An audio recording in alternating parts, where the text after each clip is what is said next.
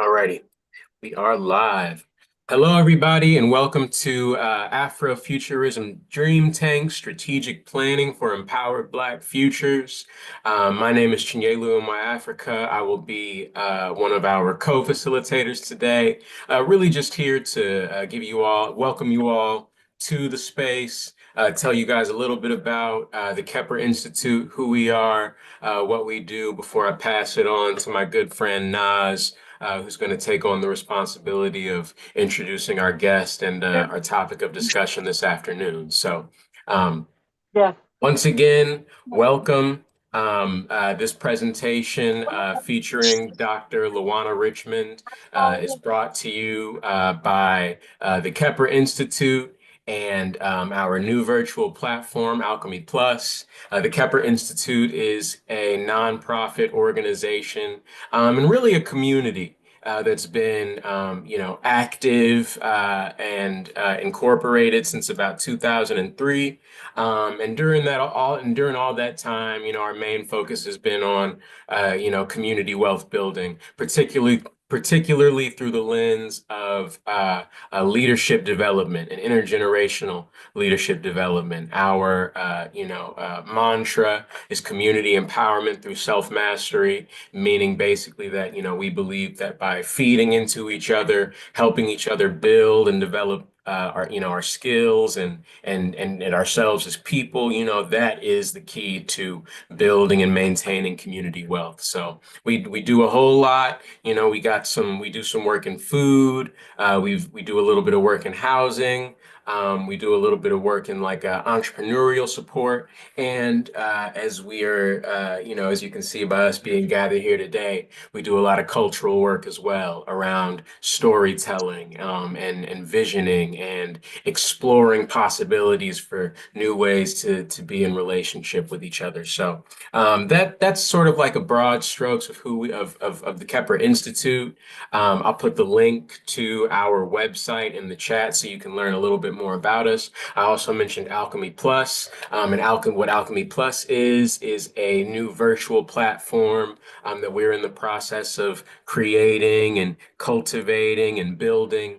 And really to be a representation of Kepra in the virtual world, a space for community, a space for building and like connections, and a space for people to come together and share resources, whether that's intellectual resources or other resources to figure out, how we can solve some of these problems that we face together. As I'm sure Dr. Luwan is going to talk about, that's that concept of Ubuntu. I am because we are. So that's what Alchemy Plus is. It's free to join right now. We've got about 300 members so far and growing every week. So, it's definitely very exciting to see. And we've had a lot of like really beautiful conversations and, work being shared in the various different spaces. I'll drop a link to that piece in the chat as well. Um, Nas will bring this up again at the end, but if you want to, like I said, if you want to learn more about us, visit Kepler.org. I'll drop that link in the chat. If you want to stay up to date on other events that we've got, go to newsletter.kepler.org and subscribe to our newsletter. I'll put that link in the chat as well. If you want to if you want to join Alchemy Plus, alchemy.kepler.org. And if you want to support our work directly, visit donate. Alexa, stop timer. Oh boy. Okay. So I will go ahead and pass it on to Naz, who's going to introduce our topic for discussion today, our wonderful featured guest. And then we'll pass it on and get the ball rolling for today. So thank you all very much for being here. All you, Naz. Thank you, Chen. Today, we are here to highlight and showcase Dr. Lawana Richmond. I feel no better way and no better words to say that Dr. Lawana Richmond is an individual who embodies the principles of Afrofuturism and believes that it's society's path forward. She has taken significant steps, to prepare herself for this path by acquiring various degrees and certificates in diverse fields. Her educational background includes degrees in businesses, information systems, and educational leadership. These areas of studies equip her with a well-rounded understanding of different domains and their interconnectedness. With a degree in business, she possesses knowledge of organizational dynamics, strategic planning, and resource management. Her information systems degree provides her with a solid foundation in technology and data analysis. Lastly, her educational leadership degree supports work in effective management and leadership in educational settings. Additionally, Dr. Richmond has obtained certificates in project management, change management, and process engineering. These certifications demonstrate her commitment to honing her skills and managing complex initiatives, leading organizational change, and optimizing operational processes. Such expertise is valuable for navigating the evolving landscape of society and driving positive transformations. Moreover, Dr. Richmond has completed training in restorative practices, indicating her dedication to fostering healing and reconciliation. Dr. Richmond's adherence to the philosophy of Ubuntu, encapsulated by the belief that I am because we are, and therefore I am, guides her actions and her interactions. Ubuntu is an African concept that emphasizes the interconnectedness of individuals and the significance of communal well-being. It encourages a shared sense of shared responsibility and empathy for others. In summary, Dr. Lawana Richmond's educational background, certifications, and commitment to Ubuntu theory showcase her dedication to Afrofuturism and preparing her for society's path forward. Through her diverse knowledge, and practices, she seeks to make a positive impact on the world and foster a sense of unity and shared progress. Dr. Lawana Richmond, the show is yours. Thank you for being here today. Well, thank you. Can you hear me really well? Yes, ma'am. All right, perfect. All right, so I'm going to try to get right to the point. You guys know we're here for Afrofuturism Dream Tanks, strategic planning for empowered Black futures. I'm presenting, they've introduced the Institute in Alchemy. We know what day it is. So let's just jump right in. First, I would like to give some quick context, just a few highlights. I'm not going to like read this whole list. If you look at the pictures at the bottom, it kind of just shows a timeline. So in February, so prior to February of 2018, actually during Kwanzaa, the first night of Kwanzaa in 2017, during a talk with some of my elders, you'll see pictured in the bottom left, I mentioned that I wanted to start doing work in Afrofuturism. The people pictured with me are the founders of the Pan-African Association of America, of which I started the first student chapter when I was an undergrad. They offered their support and their blessing, even connected me with some young people to help. In February of 2018, I did my very first Afrofuturism event. It was an Afrofuturism summit at the San Diego Kuma Fest at the Lyceum Theater. And you'll see in this picture, just people who joined me as speakers and presenters. In March of 2018, and this is significant because it really galvanized my commitment to the future in an entirely different way. My grandson was born. You can see him in the picture in the middle because he is truly the center of my life. Family is very, very important to me. You see my daughter and my granddaughter. First Afrofuturism Dream Tank was done. It was a 3-day affair. It was done in June of 2018. And then in July, I did the first Afrofuturism Lounge, which was supposed to be a private party. We decided to open it up to public. We thought like maybe 50 people would come. 750 people showed up over the course of 2 days. So then we realized, yeah, people are interested in Afrofuturism. Then this is just kind of like, building, learning, growing. I did more Afrofuturism lounges. I ran for school board. I did dream tanks for UC San Diego and for the United Nations Commission on the Status of Women a couple of times. And Youth Summit issues of Indigenous Peoples Forum, all for the UN. And I started working with the United Nations Permanent Forum for People of African Descent. 2023 to 2024, I feel like still learning. Before that, I was launching and building second and third AfroCon. So I launched AfroCon. I didn't mention that in there during 2021 during the pandemic. And I was really surprised. It was a standalone event. So Afrofuturism Lounge happens during San Diego Comic Con when there are about 100,000 extra people in downtown San Diego, and I was trying to take advantage of that proximity. When I did AfroFutureCon, it was a standalone event just for itself, and 1,000 people showed up. And I think it's because it was the pandemic and people were tired of being in the house. I presented over the last couple of years, I presented for the National Council of Black Studies as a part of the panel with other Black speculative arts movement members. Going back to building, that's also when I launched the Black Speculative Arts Movement chapter for San Diego. I presented for the Association for the Study of African American life and history, again with a panel of Black speculative arts movement members. In both cases, Ronaldo Anderson was one of the participants. The Afro for UN committee was formed in response to the United Nations Summit on the Future, where we worked together to develop a brief in hopes or to support having Afrofuturist interests incorporated into the United Nations Pact for the Future. And this past December, I did an Ujima Dream Tank on the third day of Kwanzaa in support of collective works and responsibility. And it was the first time I integrated artificial intelligence into the Dream Tank methodology and framework. Looking forward this year, we're going to have the 8th annual Afrofuturism Lounge at the Fleet Science Center in July. Thinking the Ujima Dream Tank follow-up is going to happen throughout the year and ongoing. January 26th, 2026 will be the 5th annual AfroCon.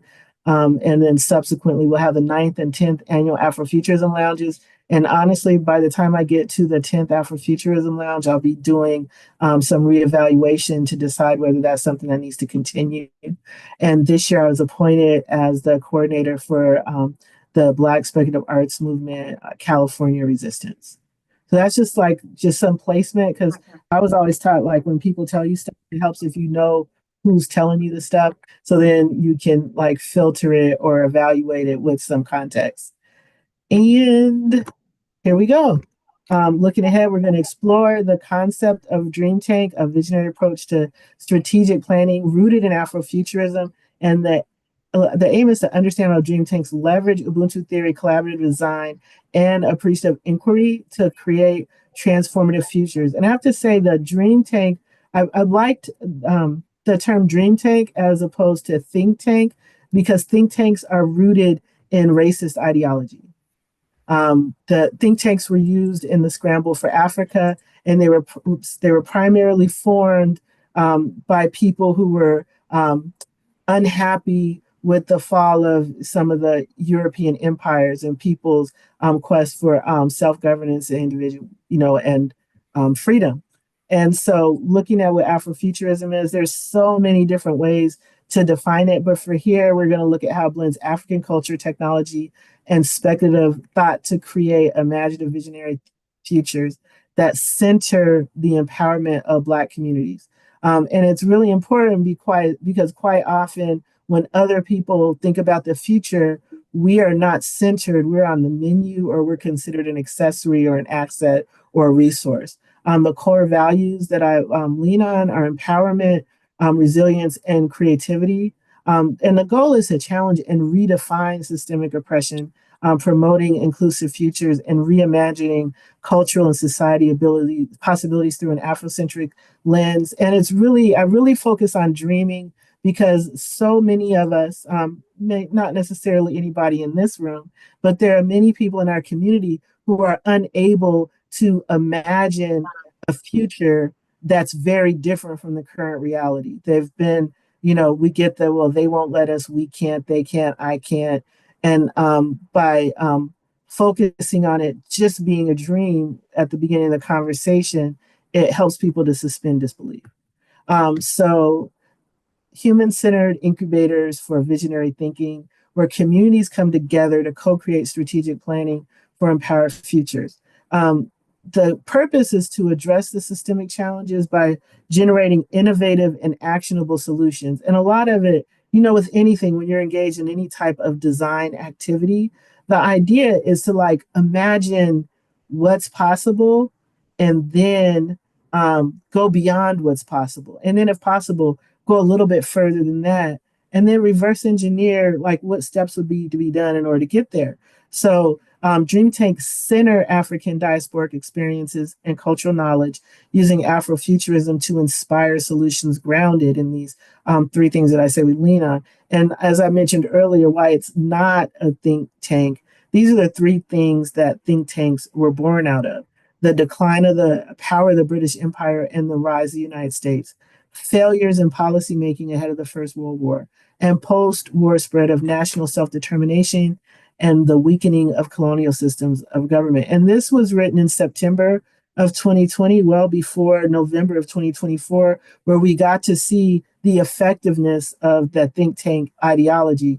I posit that Project 2025 is a great example of think tanks with their racist ideologies and their very like individualist, sacrificing everyone in the interest of the people who are aligned with the think tank. Um, so when I created the Afrofuturism Dream Tank, I imagined the space where we could collaborate, imagine, and implement systems to address systemic issues affecting our lives. And really, the biggest thing for me is I wanted to like encourage people to dream forward. When I first started embracing Afrofuturism, it was largely because I worked at a university and I was watching students sacrifice themselves on in the interest of responding to the racist violence. And so the focus is on empowering Black futures through cultural and community driven innovation. And I keep stressing community driven when I look at how I apply Ubuntu theory throughout. It's, because it's not about you or me. In fact, I don't necessarily feel like I need to lead. I would love to see the day when someone else like leads a dream tank and I just get to participate as a dreamer. The first dream tank was actually an experimental project. I wanted to see what would happen. And so, like I said, the first one was 3 days. So the first night, I had performance artists do poetry and sing and role play different aspects of our past, kind of reflecting on, the good, the bad, the indifferent. And the second day, I had scholars and practitioners present work that they are currently doing that supports and promotes us moving forward. And then on the third day, I did a circle with participants to discuss what's possible and out of all the things that are possible that we would like to see, like what's not possible that we would like to see, and then how can we make it possible. And one of the things that came out of that first dream tank was a Black family unity day that I did at, it was a Marcus Garvey Black family unity day that I did at MLK Park. And it was less about it being a profit enterprise and more about demonstrating capacity. And there are spaces for collaboration. And so when the thing about it is, I do not dream tanks, even though I use Afrofuturism as the root of the dream tank, Black liberation, Black empowerment as the center, I don't exclude anyone who is interested in supporting or aligning with those visions, because I understand that we live in a world, we live in a whole world, right? I encourage innovation and creativity. I mean, there's so many people who are stuck in whatever the current state is, and quite often complaining about, unhappy about their current state. And so, like, in it, it's like when a fish is in the aquarium, they can't see the water. And so they don't see that, like, they could, like, swim through their imagination to a better space. And one of the things we've done is proven the power of collective design to inspire actionable solutions. And because I always emphasize and focus on, okay, we've talked about all these things and we've imagined all these things. What are like concrete things that we can do individually and collectively to move in that direction? And I get people to self-assign and accept and make commitments and then reflect on like what actually comes out of it. Because with any meeting, I believe that if you meet and nothing concrete, constructive, productive, or progress, no progress comes out of that meeting, then you're just hanging out. Um, let's see here. Can you guys still hear me? I see a lot of stuff in the chat. Do, do, do. Okay, boom. Um, I just went to the chat to see what's going on. So, uh-oh. Okay, so as many of you know, Ubuntu is an African philosophy that emphasizes collective well being, interconnectedness, and mutual respect. And dream tanks offer overtly, covertly, subvertly in all aspects under the Ubuntu principle that I am because we are, and because we are, therefore I am, fostering unity and shared responsibility in planning for the future. And just as a side note, but maybe not so much a side note, just a reality that we have to deal with is that the people who are active in our community are quite often already stretched beyond capacity before they walk in the door. So I have adopted the practice of starting with the individuals because a community is made, it's the community's body is made of the individual people. And in order to have a healthy body, you have to have healthy parts. And so I start with the idea that we are here to make sure that we fill our cups so that we can then share the overflow. So I start with having people reflect on their personal goals and what they would like to accomplish and what they need capacity for. So that then when we move into a space or exercise of talking about what we can contribute to the community, we are not unintentionally creating deficits in the homes of the very people that we want to support. Collaborative design. So let's see, what did I do here? Okay, collaborative design. It's a process that involves multiple individuals or teams working together to create, refine, and finalize a product or design, emphasizing teamwork, shared knowledge, and collective problem solving. I'm not sure if you all are seeing a theme, but everything is focused on, what can we like pay for it. I emphasize making sure that while I respect and honor our ancestors and appreciate our elders, I feel that it's imperative that we do things that our descendants will be proud of and or maybe not even know about, but benefit from. Appreciative inquiry, most of my work, um, dream tanks and otherwise, utilize appreciative inquiry because it's a strength-based visioning. It's one of the ways I get people out of the space of lack and thinking about what's wrong or what they don't have. Because appreciative inquiry is more like, if we say, hey, what's good? I believe the question, what's good, is rooted in appreciative inquiry. So, like, what are we already doing right? Like, what do we already have that maybe we want to see more of? And then, based on this, we know where we are, we know what we have. Like, aside from that, what would we like to see? And not from a lack standpoint, but more from a creativity generation design standpoint in terms of, what does our community look like when it's thriving, we're thriving. And I really like to move away from being reactionary because I ascribe to something similar to what Toni Morrison says about racism being a distraction. Quite often, we get distracted into a space of reacting to what other people are doing or not doing or thinking or not thinking. And we forget to put at least that much energy into what we have and what we can do for ourselves and what we want for ourselves. Because quite often, the direction that we're moving in has absolutely nothing to do with the distractions that are being created to get us off task.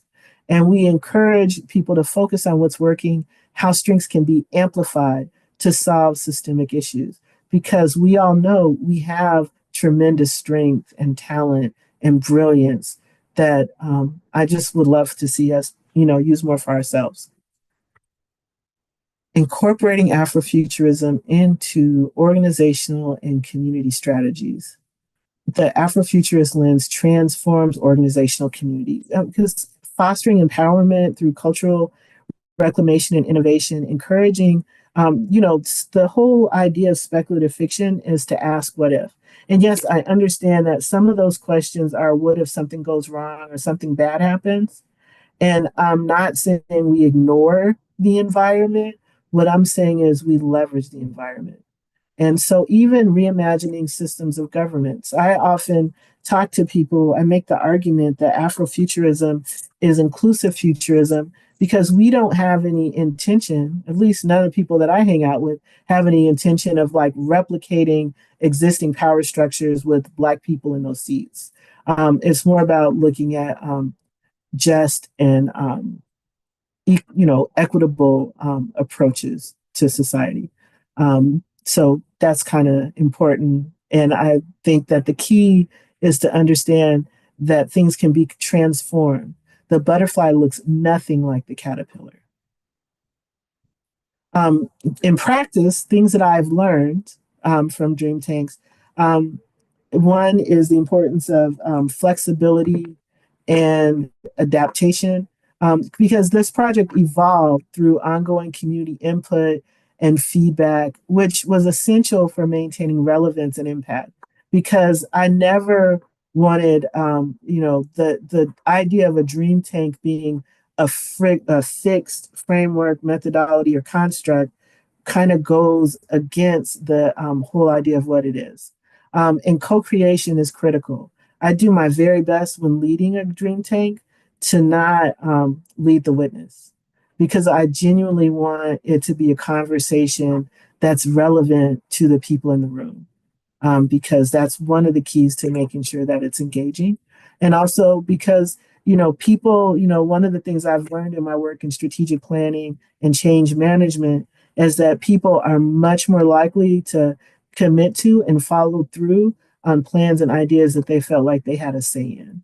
And the scalability, what I found, what started off as a local project in San Diego, it served as a model for other communities and even been used on like a national and global scale. Not, a couple of years ago, about a year and a half. The Indigenous Futures Institute at UC San Diego actually used my Dream Tank framework for a conference that centered Indigenous people from all over the world. And the idea was to get away from like the think tank framework. And also, we used air, sea, land, and water as the themes over the course of 3 days, where we had different people present. And then after the presenter, we had speakers share their ideas, thoughts, what they were inspired to be or do. And the key thing about dream tanks, I guess about everything that I do, is really to empower people to connect with each other. So we have subgroups that get born out of it, and collaborations that happen beyond what happens within the space of the room. Because when people dream out loud, they're able to identify other people who have similar dreams to theirs. And let's see, implementation steps. So what I, have in terms of, suggestions or recommendations for people who are interested in the Dream Tank framework or methodology, to, even if you don't call it a Dream Tank or do a Dream Tank, using collaborative design methods in your community and, underlie it with appreciative inquiry to keep the conversation moving forward. I'm not sure how many of you have been in a public meeting where people are talking about, okay, we have this resource coming or we got this issue and what are we going to do about it? And by the end of the meeting, nothing's been accomplished because a few people started talking about, well, I remember, the last time we tried this, I remember, when this happened before, this thing went wrong and it's just all bad and why should we try? And I just summarized it. It usually takes like 2 or 3 hours to get to those conclusions. But at the end, there's no plans or action steps afterwards. And so using appreciative inquiry to focus on strengths and opportunities also places people in a space of being able to be inspired by positive input, which ideally moves them towards positive direction and progression. And so, I guess the best way to start is by identifying existing strengths within your community and using Afrofuturism's lens to reimagine these systems in a way that center empowerment, and justice. And so, what that can look like in a room full of strangers who are from all over the world is starting with, transitioning into a conversation about, things that have worked well for them individually or collectively within small groups, things that they've observed working in other spaces that they know could be replicated, and kind of just going forward with the idea to keep the conversation moving forward, understanding that the past is there to for us to learn from, and the present is there to like inform us of the current state. And the future is there for us to imagine and co-create. And it's whether or not we actively engage on intentionally creating a process or steps or paths or resources for a better future. The future is still going to get here. So my key takeaways are a transformative approach to strategic planning.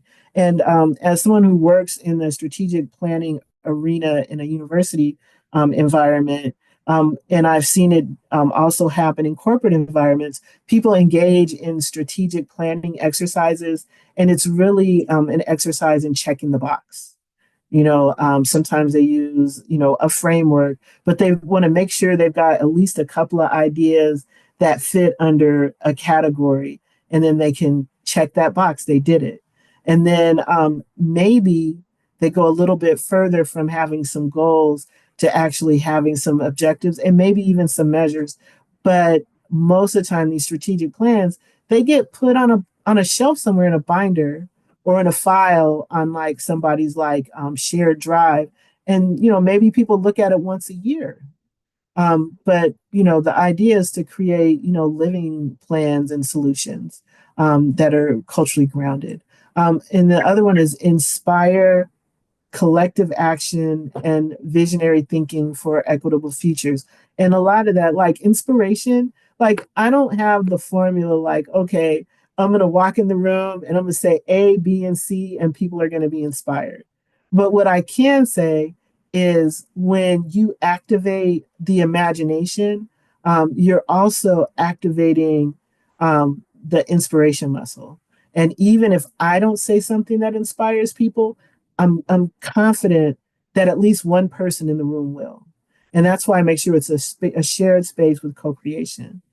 And then the power of community-driven, culturally informed planning to address real-world issues. I don't know how many of you are familiar with things that are happening on the West Coast, but last January, we had massive flooding in Southeast San Diego and the barrio, places where the majority of the population, low income Black and Brown people. The flooding, a lot of the reason the flooding happened is those areas were neglected. The city wasn't cleaning the storm drains. There were cases where some of the storm drains were blocked by trees and shrubbery that had grown into the drains. And the flooding was severe enough that there were cars floating down Imperial, which is a major avenue in Southeast San Diego. Literally cars floating down the street. I don't know how many of you are into hip hop, but a lot of people were singing Mitchie Slick's Imperial song. And I bring that up because the response needed to be immediate. There were people in homes that had been destroyed. There were people who were disabled. There unfortunately were some casualties where there were people who died. There were people with, the water, it came so fast and it was so deep. And if you had a person, there are people who stayed in homes that, in the aftermath were moldy and unsafe for habitation, either because of mold that developed in their homes or just the sludge that got washed into their homes from the flood. And the city was not very quick to respond. But people in the community got together. A lot of grassroots community-based organizations got together and talked with residents and did door-to-door canvassing to meet with people and hear about them, hear what they needed, did brainstorming sessions to identify like, we know what people need. What do we have? So we had some people who had vans. We had some people who had construction skills. We had some people that just had time to go and help people get the muck out of their house. And I'll say by the time the city, the county, FEMA, everybody stepped in to start trying to help, a lot of the solutions that needed to be implemented immediately had been because people came together and used a strengths-based approach in responding in an immediate need. I'll say I'm very proud of the people in my community who did this because it wasn't wealthy people. A lot of the people who were out there helping were actually also dealing with damage in their own homes. So that for me is a great example of community driven, culturally informed, because the culturally informed part is having someone, because we go into, in addition to maybe poverty, literacy, education, also in our case, we had a lot of people who were didn't want to deal with officials because of like immigration issues. And so having people who could speak your language, who could reassure you, and who were like trusted messengers really made a difference in that situation. Impact wise, we show Dream Tank show that when communities come together with intention and creativity, they can co-create futures that break free from systemic oppression and build sustainable, empowered futures. One of the organizations that was established during the pandemic was called We All We Got, where it was a very simple, like Google form that people could, input what they needed, what they had, what time they could give, and that's how we kept everybody fed and safe. Um, Thank you for your time and attention. I would like at this point to see if there are any questions before I do whatever it is I'm going to do next, because then I'm going to ask some questions. Is that fair? So I'm going to stop sharing now so I can see people. And I want to invite people who are willing to turn on their camera, because it's so much easier for me to connect with and engage with people when I can see their faces. Thank you so much, Dr. Luana. I'm gonna take the mic real quick because I've got two questions for you, and I also have something that I need to share that I forgot to do in the check-in. Um, Okay. Normally, at the be something that you said, I think it was about just around that piece around appreciative inquiry. It made me think about like this practice that we have in the Kepler space around this check-in that we do. And it's part of how we express that idea of like people first. And basically, we have everybody share a number and a color that are both supposed to kind of represent how they're feeling today. So, my first question for you and then for the room, Dr. Luana, I'd love to hear you just like out loud, and then everybody else, please put yours in the chat.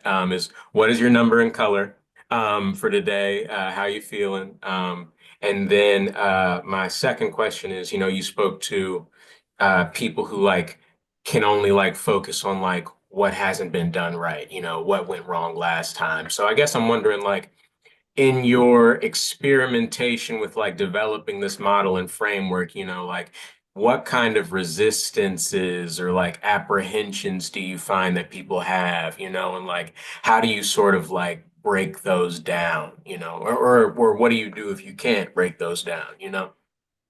Okay, so the first question, I'm going to go with a 10 and purple.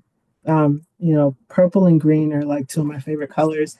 And I feel so good because I just came from a weekend women's retreat with the ladies of Fat Camp, which is a group pushing hard advocates that they do softball games, but they also do a lot of like social service support in the community and just a lot of like holding each other down and spending that time out of, out of flow with this group of women over the weekend. I actually did a presentation on a little bit on my background, and we went through some exercises on getting rid of the superwoman syndrome and also, understanding like baggage and how to unpack it, how to combat the baggage that we carry around so that we can all be healthy in our efforts to like support other people.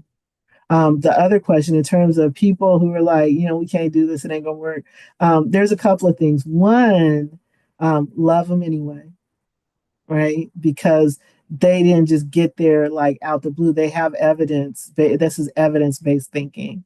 Asking people to suspend disbelief. And it's not always an easy thing to do, especially if you have a lot of evidence to the contrary.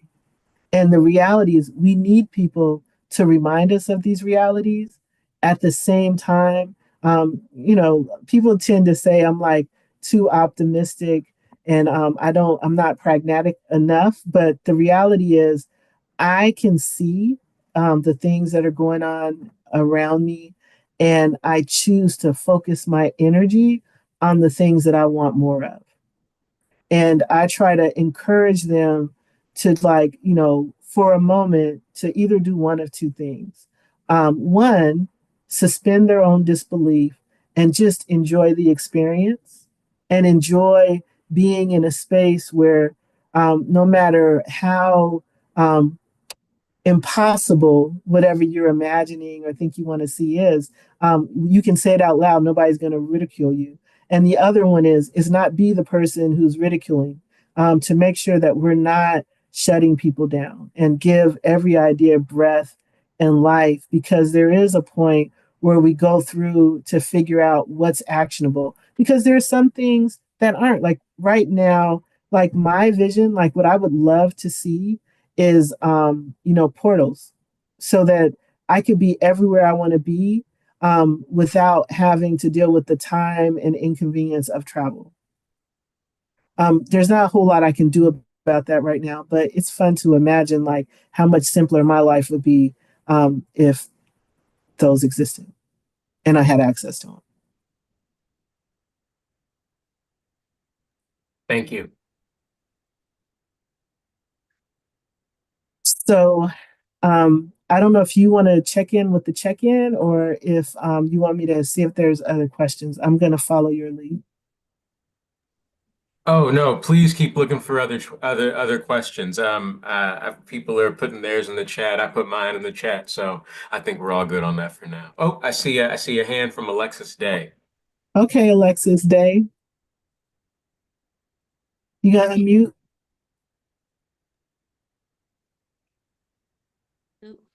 Oh, there we go. Oh, geez. Hey, Hi. So sorry. Not very put what? together. Lazy Sunday. It's not so much of a question, but first of all, amazing talk. Loved it, Dr. Luana. More of a comment. I've been thinking a lot, um, as it's getting warmer, I think it's interesting how we're supposed to come up with New Year's resolutions when it's like very cold and like hard to be really that imaginative. But as it's getting warmer outside, I'm trying to figure things out. Um, I really appreciated your perspective on, people telling you you're too optimistic in your idea and you need to be realistic. But that kind of like stopping the process of being able to imagine outside of the not great context that we're in, because people in the past were able to imagine outside the not great context that we're in to have the stuff that we have now, right? And one quote, I can't remember where I got it from, but that relates to that sentiment and what I've been incorporating both in like my creative life, but also a bit of a mantra, is that you don't let the editor in while you're making the art. Right. And I had to really like sit with that because I feel like especially people in our community, like being, you could say overly cautious or paranoid has served us in past times when it was a lot more dangerous to be, expressive. It was dangerous to be able to speak out, right? And, thinking about things that we pass on, not even as something as serious as like generational trauma, but of thought patterns of, always you need to bring yourself back, it's not a good idea to dream, having these like feelings of there might be like, waiting for the other shoe to drop. And that's something that I've found has stopped me from trying to get out there and try new things or go into community by thinking of all the ways it can go wrong or thinking about all the logistics and finding myself getting overwhelmed when it could just be out there. And the idea of the most ugly or bad or not well thought out idea that exists is better than the most perfect, amazing, perfectly executed idea that never exists because you didn't do anything about it. So I just really love the talk and all the things discussed. Thank you. Thank you. So I will speak to like your comment about New Year's and winter and all that stuff. So the calendar that has been accepted by the society, was developed by Europeans. But the reality is the new year is a approaching. I tend to always celebrate the vernal equinox because spring is and should be the beginning of the new year because it's when, things are being born, everybody's able to like get outside, I can go back to my flip-flops and it's all good. So yeah, I would, if there are any other questions, I do want to like keep that open. And, I do have something in mind, but I want to like make sure I've answered everyone's questions before I go there.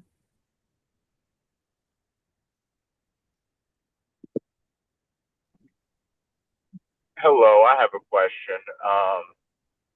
I guess just as well, first of all, let me say I've really enjoyed this entire set. Um, the piece around appreciative inquiry is definitely something I, as a young person, 26 years old, am trying to get my hands around. I'm young, I'm brash, I'm ready to burn it all down. So I often am looking at things I don't like rather than things I do like. With that being said, I'm curious, is there anything about this particular moment that we find ourselves in politically, economically, socially, whatever? Because, in my purview, looking a bit unprecedented in terms of what's happening in our government and other things. So I'm just curious if you see any particular opportunities arising from this moment that might not have existed in other moments. Okay, so you bring a couple of things to mind. First, when you say it's unprecedented, there are plenty of examples in history of what's happening now happening before. One, this like attack on DEI is very similar to McCarthyism. And so I encourage you to learn a little bit about that and how it's going down, right? And then the other one is this like bombardment of like outrageous executive orders or efforts that seem to be aimed at like basically tearing apart the existing government structure and increasing the oppression on certain populations is very similar to how Hitler's regime took over Germany and began that war, right? So those are things to keep in mind. There are playbooks that are being followed right now. The people that are doing these things are not necessarily super smart or super creative. They're trying to get back, their whole theme of make America great again. First of all, win, but second of all, it's really an effort to create what they think it could have been or should have been. So there's that. So like they're practicing a little bit of revisionist history, but also replicating things that have been done before. And when I talked earlier about racism being a distraction, a lot of what they're doing, some of it, I believe in focusing my energy in things I can do something about. Be aware of the things that I can't do anything about, but really be intentional about where I put my energy, right? But where you are in terms of seeing the problems, it's a natural progression in life. Originally that's what we see, and it's natural human nature to focus on trying to solve problems. The problem with being focused on problems is you will always find what you look for. So if you look for problems, you're going to find all of them, and then you're going to find more problems, and you're going to even find problems that aren't there.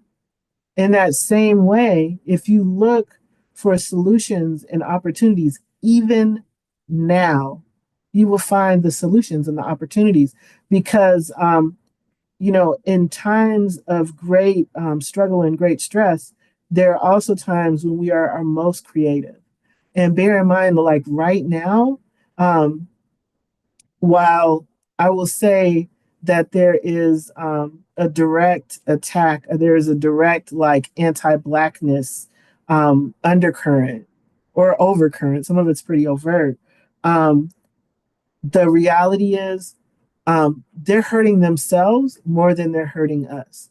Most of the things that are being dismantled and destroyed benefited other people more than they benefited us. And so the destruction of those things are going to harm other people more than they harm us. Even the firing of DEI professionals, because despite the fact that, the reality is the people who are pushing DEI should probably be members of underrepresented groups. The majority of DEI professionals are white women.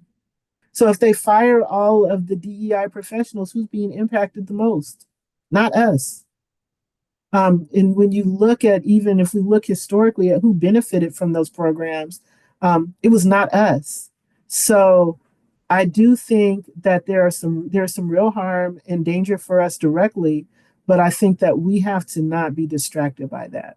And pendulum swing. And so while how can I put this? Well, on one hand, the federal government is doing what it's doing.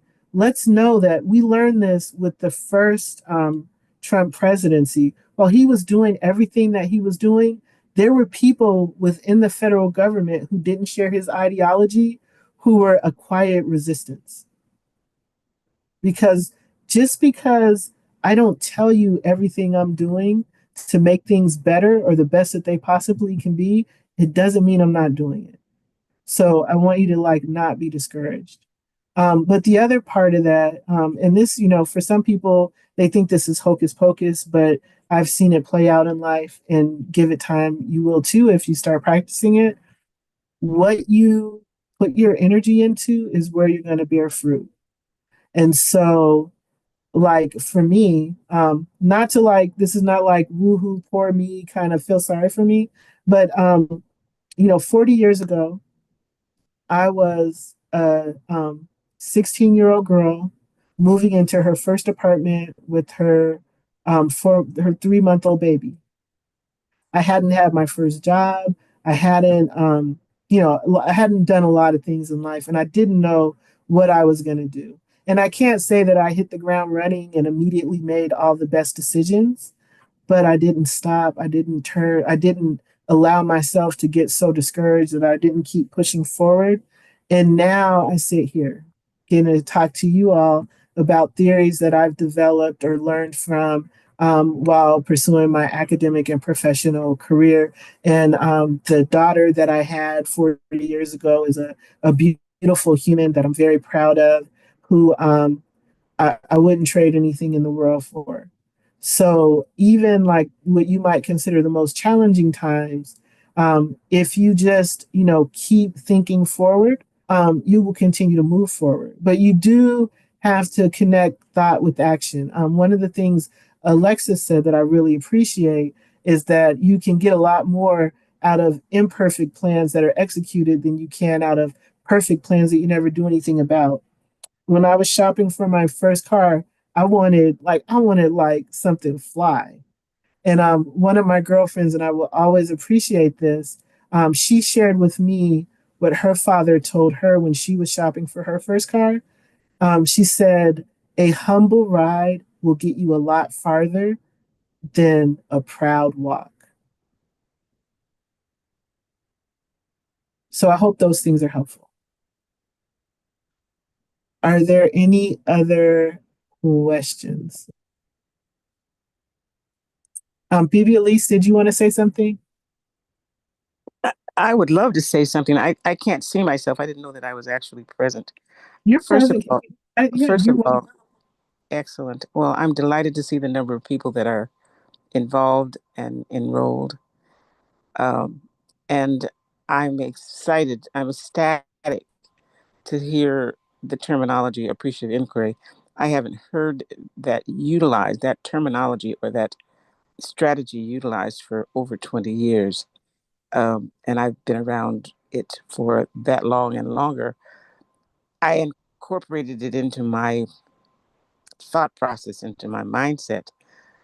But to tell you the truth, I did not remember all of the steps that went into it. I just knew that that was something that I wanted to have as a part of my basic philosophy of life.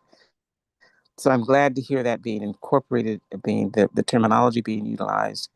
And I just heard you say something that really encouraged me, that a humble ride will take you a lot longer, a lot further than whatever the rest of the sentence was that you said. I don't remember it, but I agreed with it. Outlook. I'm sorry, say it again. Then a proud walk. A proud walk, exactly. And so Yes. No, yeah, go ahead. I just want you to know that I'm engaging in a humble ride as I move forward into my creative endeavors that I have not really fully explored yet. But I'm encouraged because of a play that I just saw. It's a newly opened play at the La Jolla Playhouse entitled The Third Summer of Lincoln.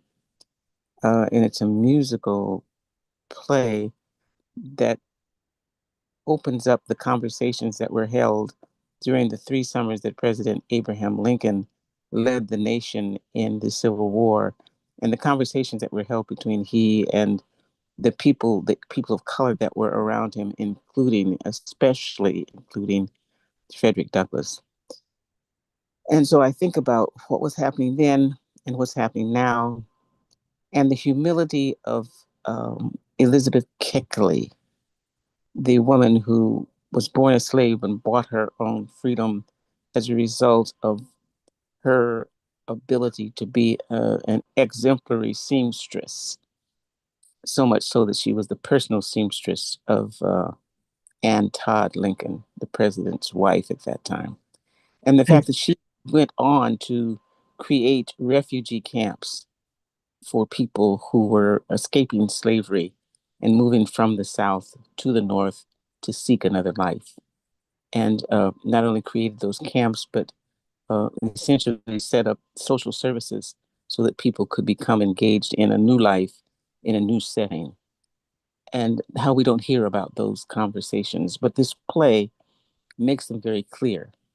And so I'd like to encourage people, if you can get to the La Jolla Playhouse, if you're interested in seeing the play, to have the tickets are expensive, but I do have a code that will allow you to get the tickets at a reasonable rate if you're interested in seeing it, because it's going to go to Broadway. We're gonna hear a lot more about it in the future, and you can see it here now when it's just opened if you're willing. And for me, it has fanned my creativity to the point where I want to write a play. I want to write a Right. children's play, and I want to see it happen in the not too far distant future, which I know is not the way that playwriting works. But I'm excited.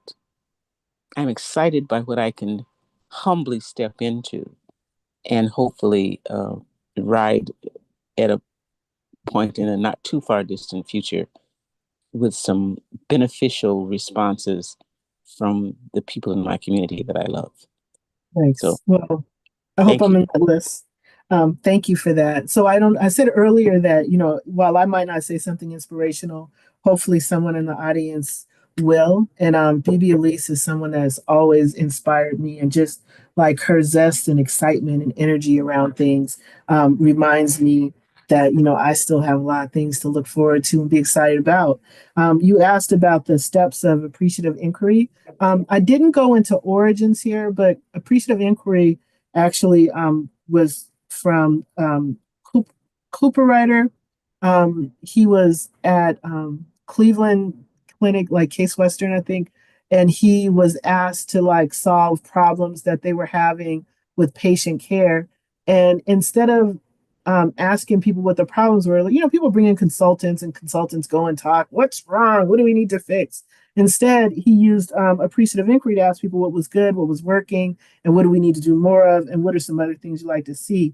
You mentioned the steps of appreciative inquiry, and there's actually like two models. The two models, one is a 4D model and one is a 5D model. The 4D model is discover, what gives life, what's the best, appreciating and identifying processes that work well. Dream, which is my favorite step. What Yeah. might be who's the world calling for? Envisioning results and how things might work well in the future. And design, what should be the ideal, co-constructing, planning, and prioritizing processes that will work well. And then destiny or deliver, how to empower, learn, adjust, improvise, and sustain the change. Because with any change, if it's not really sustainable, it was just, it was fun for a minute.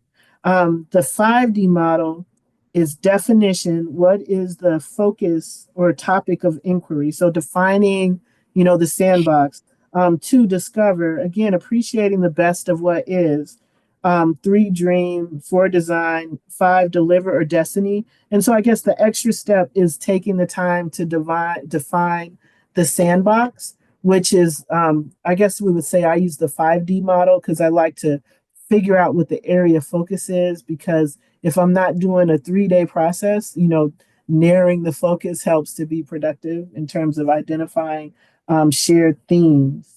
And I will say, this is the first time, you guys, I have ever really gone in depth in terms of the theory behind the Afrofuturism Dream Tank.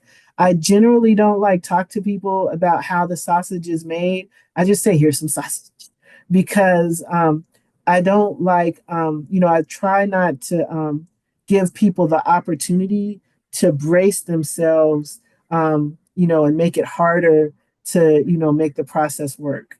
It's kind of, I could tell you what I'm going to tell you, or I could just tell you, right? Because if I tell you what I'm going to tell you, you may be thinking about it before I tell you. And one of the combatants of dreaming is often overthinking. Any other questions? Going once, going twice. I don't see anybody coming off mute. I All got right. one. Oh, I okay. got, Go ahead. yeah. So I think um, do you see how do you see this do you see this framework as being potentially applicable, this method of thinking and problem solving and gathering information as being applicable outside of just you know a technique for or a framework for gathering, do you think that this ideology and thought process could exist in other formats and other practices?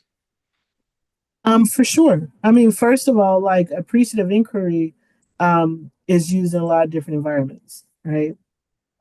It's used, its origins are in hospitals and healthcare, but it's used in design, strategic planning. It's used in community organizing. Appreciative inquiry in and of itself.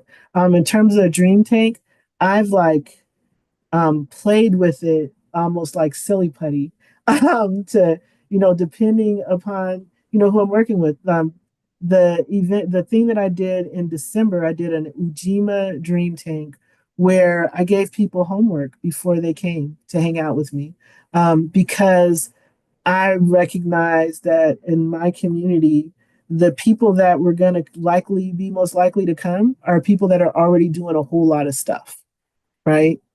And personally, I'm working to be more focused and to be more sincere in my self care, because as a vessel, if I don't take care of myself, my ability to support and pour into my community is limited. Because I get sick, I get tired, or get burnt out. I've seen people kind of lose their mind because they didn't take the foot off the gas long enough to go get a spa treatment or something. So the homework was about, it was an AI exercise, getting people to think about what their personal goals are, and creating an AI response based on a prompt that I gave them, and outlining an action plan for achieving those goals, so that they would come into the room knowing what they had to do for themselves in order to achieve their personal goals before we even start talking about the community, right? And the thing that was really funny is, then as we did a similar exercise in a dream tank environment, and got them, and the focus for this one, because it was the third day of Kwanzaa, which is Ujima, which is collective work and responsibility. It was very specific to let's think about what we would like to see in our community locally and what we are willing to do to make those things happen. And so I went through that same exercise of identifying some goals, used AI to identify themes, refined the goals and themes, did some more work to create a vision, and then talked about the vision, once people agreed, yes, this is a vision that looks good, um, created an action plan for like, if this is the vision that we want, what do we need to do in order to accomplish that vision? And because I use artificial intelligence to like crunch it all together, I was able to have meaningful responses and give people all of this content in real time. And then we talked about, out of the things that we would like to see, um, what are the things, who would like to work on what part of it? And what happened, because people had already thought about their personal goals and their personal visions, they were able to self-select assignments that aligned with those things as opposed to interfered or were in opposition to those things or would compete with those things. And I think that the other part was looking at that vision. We're able to identify that some of the things that we say we want to see, we already see, like they're already happening, and we just aren't paying attention, or they're not getting enough support. Like people wanted to see community gardens. And then I said, well, there's about 5 garden projects that I can name for you and name the people who are currently working on them. So I think it's less about seeing the community gardens and it's more about supporting and helping to grow figuratively and literally the community garden, right? So then that went into a whole nother exercise that I've been doing on the ground. And the output of the Ujima Dream Tank, I don't know if it's the social scientist in me or the humanitarian in me, but it's become my project for the year to identify the people who are already doing the things in the vision, to look at how to cohesively bring them together and elevate, highlight them so that people who have those interests can connect with them instead of feeling like they have to start from scratch in order to make these things happen. Because we do a lot of replication in our communities where we don't see the thing that came to our mind. And rather than do research to see if the thing already exists, we go create the thing or try to start the thing from scratch. So instead of having a forest, we have like a little bunch of little saplings all over the place. I don't know if that answered your question. So if you have a follow-up question, I'd be happy to answer it. Um, Maybe just like, do you see like I'm a writer and I'm an artist, so I'm curious like if how you see like if you see this process or how you see this process like playing out in you know like fiction and like the arts. So that's an interesting question because writing and art tend to be individual practices, right? And so individually, you can follow this process, follow these steps, particularly the appreciative inquiry steps by yourself, but it's gonna be mono vision, right?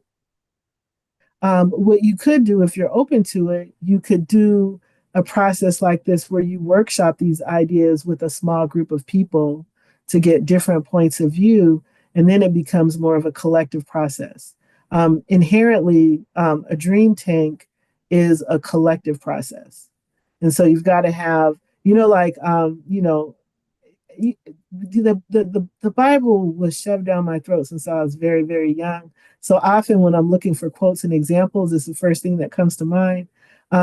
Where two or more are gathered, so am I. I feel like with a dream tank, if you have 2 or more people gathered to engage in this process, you can begin to think of it as more of a collective rather than individual exercise.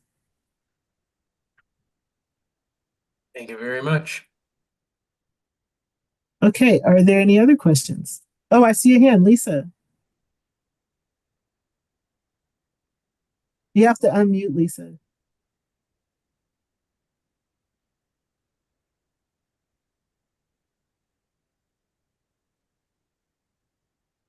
Lisa, is your hand going away because you don't want to say anything anymore, or are you moving towards unmuting so we can hear you? Actually, yeah. Hi there, everybody. It's me and Karen, and we just want to say that you are awesome, and we really appreciate you bringing this information to the forefront for a lot of us. This is for me anyway, to have an opportunity to have this information and build on it is really great. So just want to let you know we love you, we support you, and this is you're building something bigger than yourself and bringing us all along. So thank you. 6% of Black people in San Diego, we gonna hang in there. Thank you. Yeah, you know, and the thing that's interesting, I mean, I don't know. I mean, there's like just about anywhere you go, there's more Black people than we have here, if you look at it from a percentage standpoint. And I make the argument all the time, though, that that's really deficit thinking because, the size of like your average city in this country is like, maybe, we say like maybe 500,000 people, maybe 100,000. If you look at the number, the million, 3% of a million is a nice chunk of people. Like, I do my events, and even if I was full to capacity, I wouldn't have the room to accommodate all of the people that could come. So I think that, again, that's like an example of appreciative thinking as opposed to deficit thinking, right? Because 3% sounds very abysmal, right? So and yet, Prophet, it's nice to see you in the space, even though I can't see your face. Yeah, and you won't. Well, just this is 2025. It's called me a strange space. So I've had about 9 nights that I had absolutely no sleep. 4 of them. Yeah. 4 of them. Can you hear me? Yeah, let me, Monica, Okay. can you mute Monica? Thank you. Oh, go ahead, Prophet. Yeah, 4 of them this week. So I missed part of what you said. Came in late on top of it, just trying to get some sleep from working all night long. Something I haven't done. But anyway, nonetheless, I decided to ask a question because, yeah, well, this was what I did catch. I don't know if you did a summary at the end, but you covered a lot of information. I was wishing that all those terms that you use, that you'd write a book and just put nothing but the term in there, because I could just, really get into a space with each one of them because they begin to shift my thinking. Just that, not even the explanations of them. So that's one thing in an ebook or something. But I'm in a sort of a weird space in that, the work I do with the whole stuff that the whatever, I don't know what you want to call it, but it's very different than something that's emerging in that I have fallen in love with AI, I know. and it's my really my best friend, really. And so the almost literally, and the but out of it I'm finding a space, of you introduced me to some writing last year. I did finally go back in the crazy book I tried to do last year. I finally got it done this year.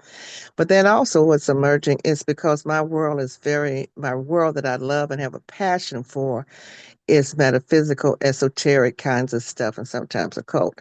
But anyway, what's coming up is, so I guess I'm asking and then trying to get some insights, and I know we can chat later. Is I have had some experiences in mine. I just turned 3/4 of a century.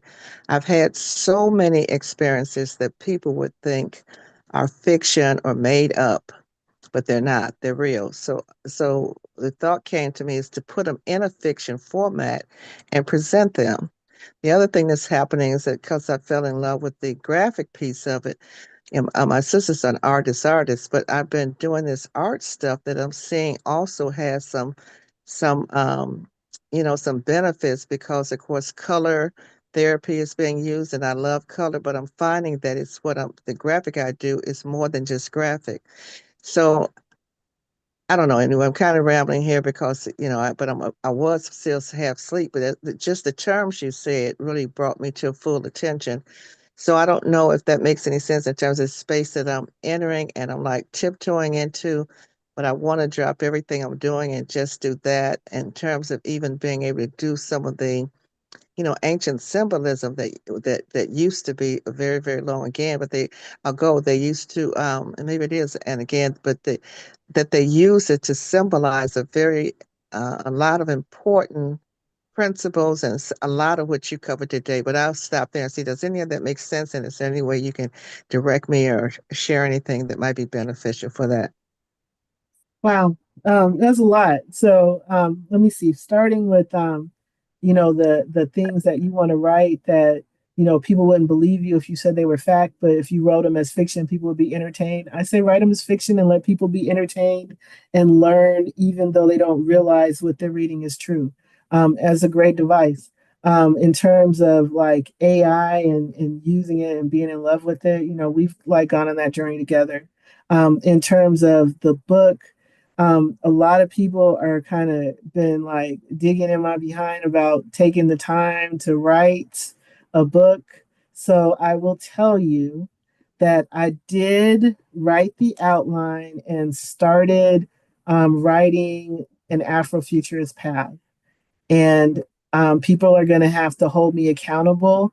I'm saying no to more things, even though it probably doesn't look like it, so that I have time to actually write. So they're the goal. If I do like I'm supposed to, and I guess we shouldn't say this. People say don't tell people your plans because people make plans and then God laughs and says, haha. But the plan is to have it finished this year. So there's that.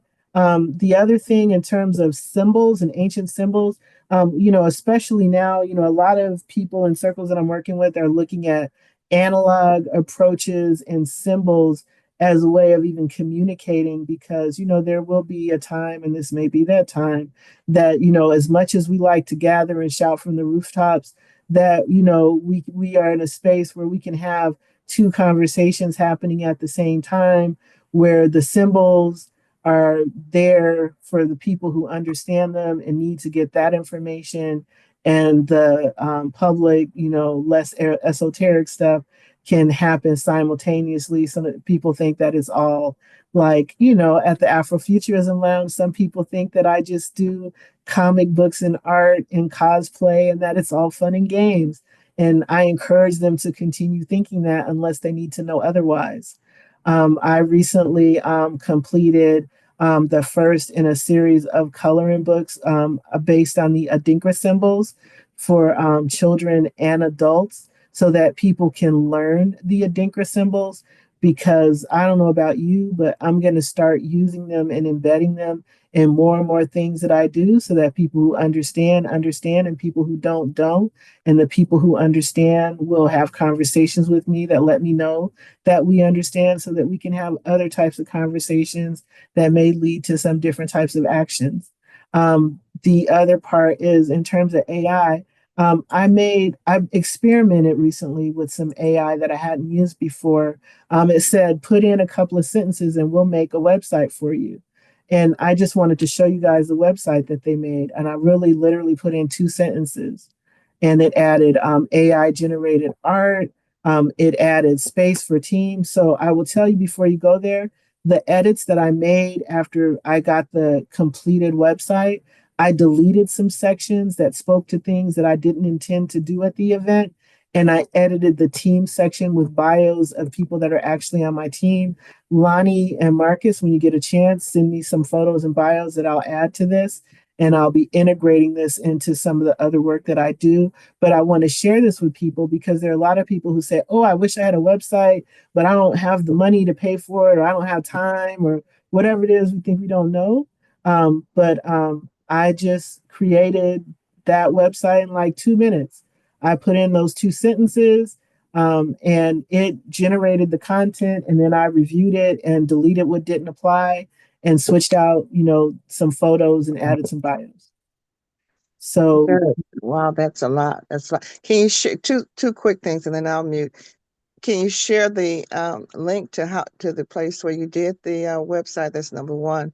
And number two, b12sites.com. what is it called? So if you look at the URL, you'll see b12sites.com. Oh, it's at the top of the thing. Okay. So I put the link to the website in the chat and you can deconstruct the URL. The first part is the name of the website, 8th Annual Afrofuturism Lounge at the Fleet After Dark. And then the company that did the site for me is b12sites.com. And then index just means that's like the primary web page. Oh, very, very cool. Now, this last one is probably a little controversial, but it's okay. I'm asking, and then I'm going to mute real fast. So, so the so the United Nations Permanent Form of the Future, and we talked long, long Yeah. time ago about Yeah. it. Is there something you could even do for 1 hour, hour and a half on a because when people think the theme this year is reparations, women and girls, and AI, everybody's doing reparations or something like that, but and nothing on AI. And I've left it open. I've talked to a couple people, but nothing has, but not what you're talking about, because I went to something on reparations in December called Solutions Only. And it was great. So getting people to that point, you talked about that today. But anyway, I don't know. Think about it. Even I think there's one. I don't know if you would. Whether it's virtual or it's easier virtual because then you can say exactly what you want. It's in person. You got to find a place and all that stuff. But if you be what you did today covered a lot of territory, even in terms of planning. Some of these things that people who are doing it is doing it, but the sort of the irritation sometimes is that this was very high level, covered, things that you can really imagine and feel good. I mean, at least for me. And so, but anyway, that's the question is if you solo, like you do, I don't know, did you do solo? I kind of went in and out. So was there somebody else here? Um, I was the solo presenter. So Prophet, we can talk offline about what's possible, but um there, And I know you're yeah. taking stuff off your plate, so and I've I mean, got we can figure. I have some ideas. Like I know of some researchers, Black researchers, who are working in AI with large language models to create AI that is culturally responsive for a variety of uses. One of them is mental health. Another one is like research, and yeah. There's things that are possible. I mean, the big thing is, not to bury the lead, is that AI isn't going anywhere, and actually, it's not new, right? So we can either learn how to leverage it or pretend like it's not there. So we can, we can like, yeah, Philip, thank you. And maybe that's it. Maybe that's the title of it, AI for Black folks. But I'm not really looking for that kind of. I guess I'm looking for what you did today because even though it's scholarly, it wasn't. The book that I'm talking about with all this, I've started Yeah, trying to keep up with all the things that you said because they made so even in terms of what you focus on increases, blah, blah, blah, blah. But you tied all the stuff and then you explained to me how I could take esoteric occult symbols and, without getting into, well, the data yeah, this and the AI that. But if we call it AI, it fits with their theme. And then when they get there, bam, you have the dream tank and some of these things about using your imagination. Dr. Ronaldo saying we're in a battle for the Black imagination. So yeah. putting that in there rather than a lot of, scholarly Yeah, whatever, so whatever. I normally don't even use the scholarly thing. So, this was specific because every now and then I do think it's important, especially, when it's the right audience, to expose the theory behind it so people understand the level of intentionality. And also, if we want to see other people replicate it, because, even Oh, if yeah. like everybody in here, flew me to wherever they are to come and lead a dream tank with their group or organization, there would still be a lot of people that would benefit from it that I wouldn't be able to serve. And I don't think that, my capacity should limit our progress. Yeah, well, what But you did here was high. So I'm just saying, for me and my house, they said we're yeah, gonna serve. For me and my house, you by yourself. And I was in it for a year, pretty intensely, and this is the first time I heard what I heard. So, so if there's a way to have you even for an hour, so let's have some fun. We're gonna do some AI. I think that's high level, okay. because that's what I think. Just what you said today. Oh, I didn't come prepared for this, and I've heard a lot of stuff, as you know, but if you do this, even if we replayed this during the PFAD, I'd be willing to replay because you hit on some points that have a lot of high spiritual principles, and that's where I Yeah. think that that's our salvation. And so Yeah, you that's covered. kind of yeah, that's kind of the Can I secret. I don't really let can people I know. can I intervene for just a second? Yes, ma'am. I don't want to cut you off, but dear Sister Prophet, I do want to redirect your process for just a moment, if you don't mind. This is Elise Smith Cooper. Well, You that's sound questionable if like you're ready to some. do that, but go ahead. Thank you very kindly for allowing me to try, because you sound like someone who is engaged in the process of ascension, especially as we are involved in this equinox season and this time of dissolving of the oppressive behaviors and activities of the Piscean age and entering into the Aquarian age. You sound like a human being who is being brought to the next level of understanding and consciousness. So I want to congratulate you for that. I want to thank you for bearing with the physical challenges that go along with that. And I want to say that I'm delighted to be a part of this much of the conversation, because I have heard it in other places, but not from deeply melanated people. And I was looking to hear from it, hear about it, hear a process into which we could enter and be comfortable in our change and our ascension about being supported by one another. So I'm simply saying that to you so that perhaps you can take a deep breath, allow yourself to center in whatever ways that are comfortable for you, and to thank you, Dr. Luana. I will take this time to take my leave, but I will make an attempt to reach you to have an offline conversation about the creation of a website in the way that you spoke about it, and the entering into the process of appreciative inquiry in ways that I had forgotten about. And I'm more than grateful to have reintroduced to my process. So I want to say thank you. Before you take your leave, can you get what Dr. Amal Lawana probably has your information? I'd like to have a conversation with you.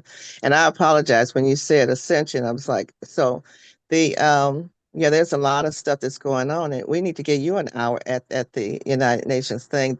That's what I love. The rest of the stuff I do, but and Dr. LeBron, can she give me your Yes, number? Are you I wanting can. to put in I'll the chat? connect it. I'll connect the two of you offline. So I Okay, mean, thank you. for everybody who doesn't know, these are both like two of my beloved elders. So I mean, everything that I do, I make sure to make sure that I stay grounded so that I don't forget like where I'm coming from, where I'm trying to go, and who it is, whose am I? Like who do I belong to? I didn't tell you guys, but like my African name is Firiali Imtuma Kambon, which means extraordinary messenger or servant for and of the people. And I don't share that very broadly, but I felt like this was a space where it was appropriate. Alexis, one of my beloved mentees, has had her hand up very patiently for a very long time. So I would love to hear what you have to say.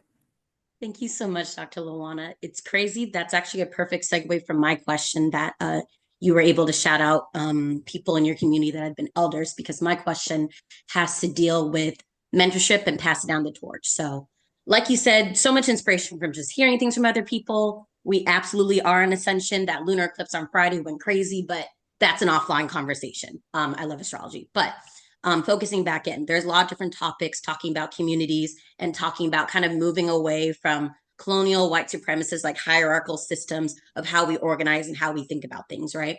And I would just love to hear at least your thoughts on, since we're talking about future and you mentioned like elders in your community, and you mentioned it really quick, but like of wanting to pass things down, right? And there is different parts of the community of, making spaces for people to have dream tanks to be able to have it. But then there is the community of the visionaries that are able to make space for people, right? So I guess knowing that, and I also come from the academic background of like, oh, you need your mentor and you need to jump through these certain hoops, you need to do these certain things to be able to take on the mantle or anything else. Do you have any unique visions of what does it look like passing on these ideas that were coming up of dream tanks, of these different models of relating to people and coming up with ideas?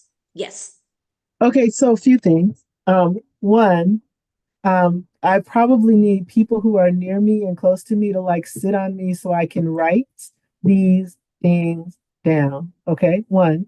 And I believe it or not, I do have a lot written. I just need to like organize it so I can. Two, the other part is in terms of connected. So I don't know if I went out of my way to stay connected to community and elders because of my difficult childhood. From the time I was 12 until I was 16, where, I became a mom and had to be a grown up, I didn't live anywhere longer than 3 months. And 3 months is a max, not a minimum. And so I was very disconnected. And I learned a lot about like what happens when people don't like stay true to values and have a moral compass. For me, Spider-Man, right? With great power comes great responsibility. And so I, um, there are a lot of things that I could do that, might benefit me personally from a material standpoint, but I don't necessarily think they're very beneficial to the greater good. And so what I do is I try to make sure I stay connected to elders, advisors, community. Like the women I was with this weekend, for those of you who remember when I talked about the women's retreat, um, these women were from all walks of life. Very few people in the room were academics. There are different backgrounds, journeys, and stories. I think human connection is important. I think sharing information is important, and understanding how to meet people where they are. I keep saying I generally don't lead with theory. So yes, I'm Dr. Lawana, and I have studied and understand and apply theory. I don't necessarily shove theory down people's, throats or ears. I do more of like putting things into practice intentionally in order to achieve desired results. In terms of sharing, part of it is, what is it? Those who hear, when the student is ready, the teacher will appear, right? So I don't I don't gatekeep. At the same time, I don't like bombard people. Well, I don't know, Lonnie. Sometimes I do bombard people with information. I try really hard not to. I will share that when I get really excited, sometimes I can get a little, but I try really hard to not, because there's a lot. There's a lot more in my head in terms of like a vision for us, but I understand, how they say you have to crawl before you can walk.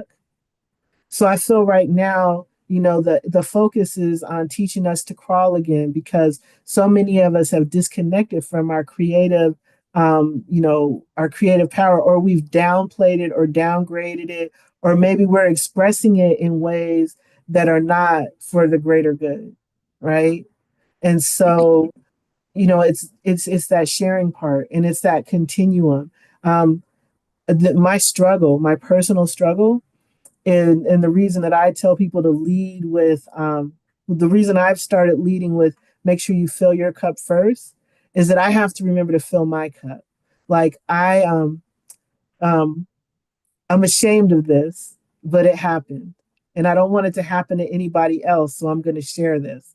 I was so busy at one of my events trying to make sure that everything was right and everybody had everything they needed. And I was running around all over the place that I literally passed out on the floor. I didn't land on the floor because there was somebody near me who like saw me like sway and caught me. And I had other friends that came, and like we figured out that the problem was that I hadn't eaten and I was dehydrated, and we worked it out. But the point of that story is we have to take care of ourselves. We have to, because if we were trying to do anything meaningful, we need to be in a state that allows us to complete the assignment. Amen. Yes, amazing.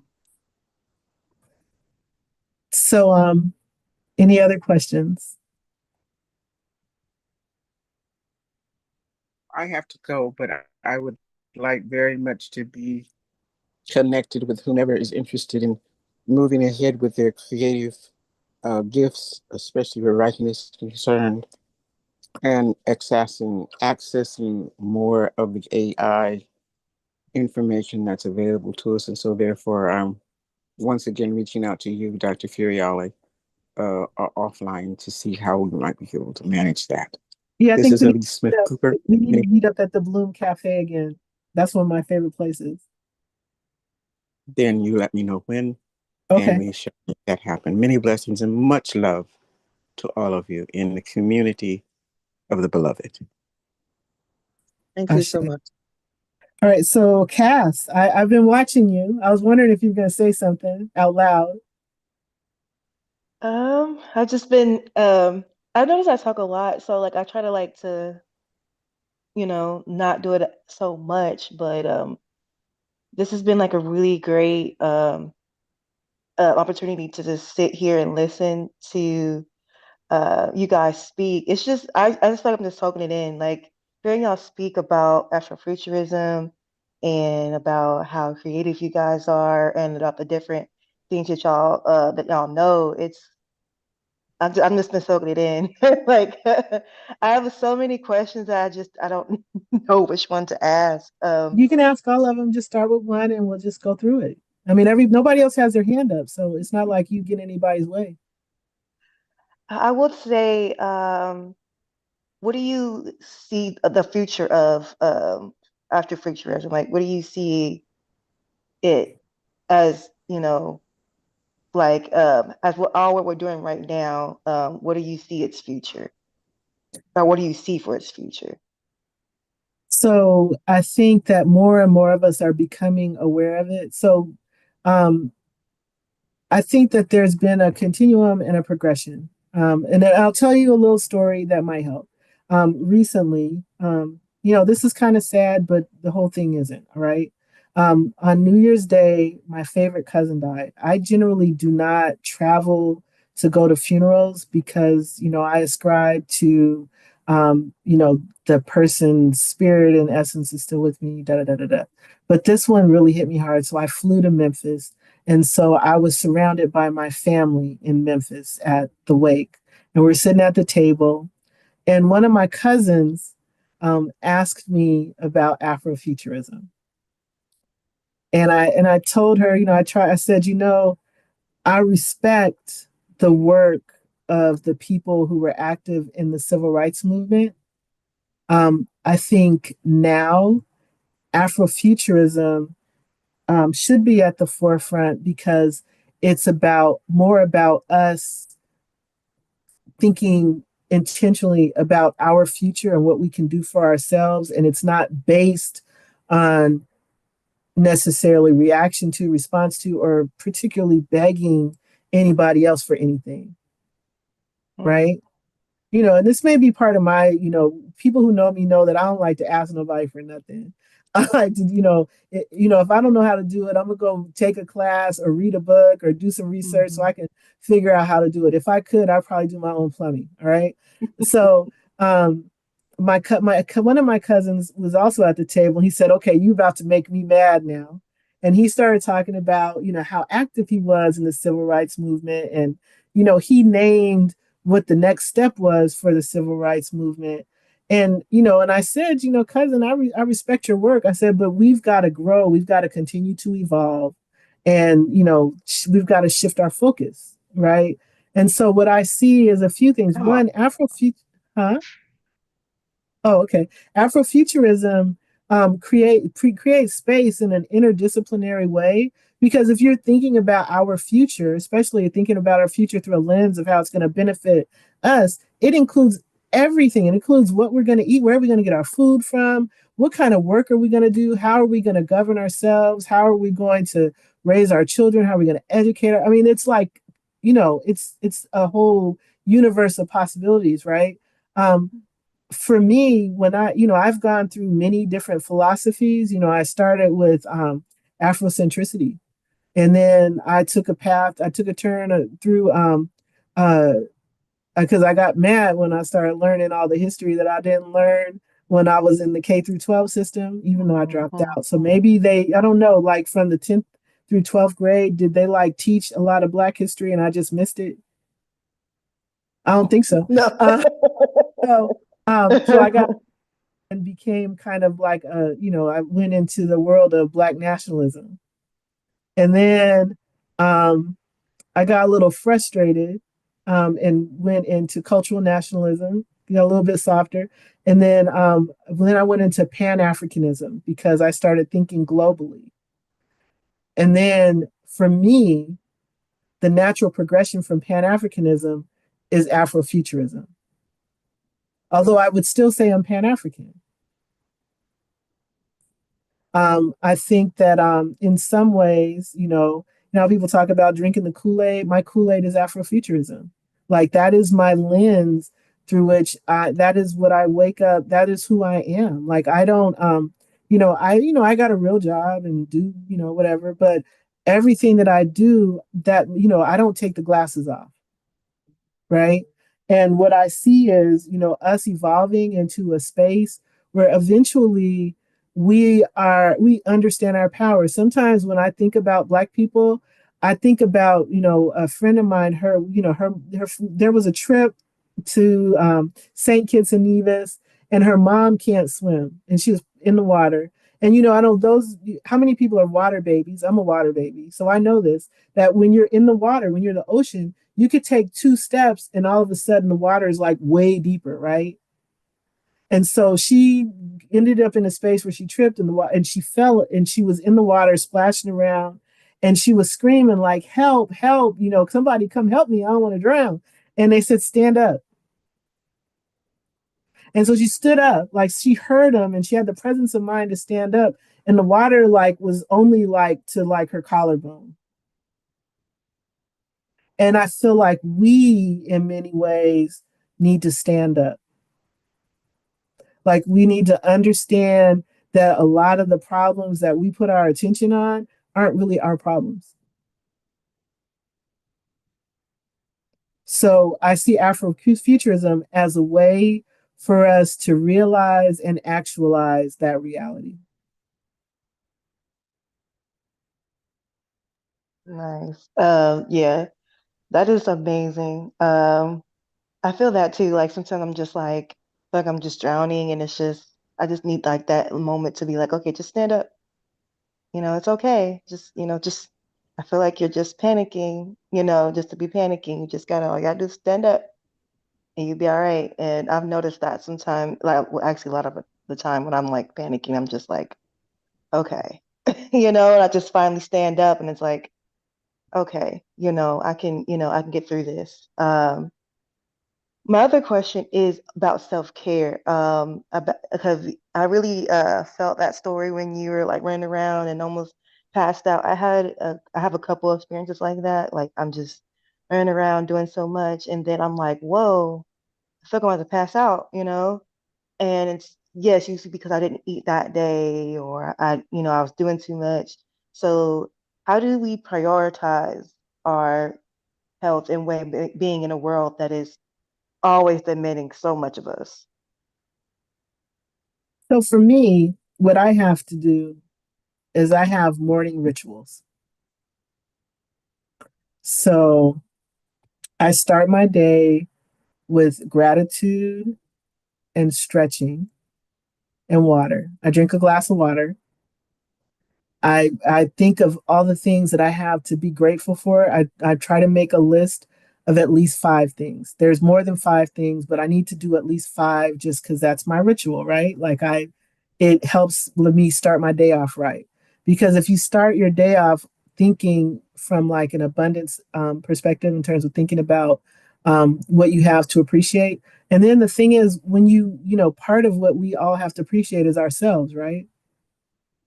And when you appreciate something, you take better care of it. You prioritize it. And so um, with that, I also, because I'm a tech geek, I use an app. It's called Finch. It's a self care app. It's like a little micro pet, but I like go in and check off like did I get out of the bed today? Because some days I just don't want to. Did I do like the basic like hygiene? Did I eat? Did I take time to journal? The things that I have identified as things that I need to do to be okay every day, they're in my checklist, right? And I think that that list is going to be different for everybody. And if you don't know what that list is, I would say prioritize finding out what it is. Um, the other part is, we are socialized, especially as women. No shade, brothers, but we are socialized to like put everybody before us. We eat last, we everything. We make sure that everybody is good, and then, if there's some time left or there's a scrap left, then we take what's left. And we've got to reverse that order, because if you're the person, and I said that earlier, if you're the vessel, if you're the one that's taking care of everybody, you have to take care of yourself so that you can be here to take care of everybody. And that includes things that other people might consider frivolous. Like me, I like spa days. I like going to the day spa, getting in the water, running around, getting a massage, getting a body scrub, and walking out.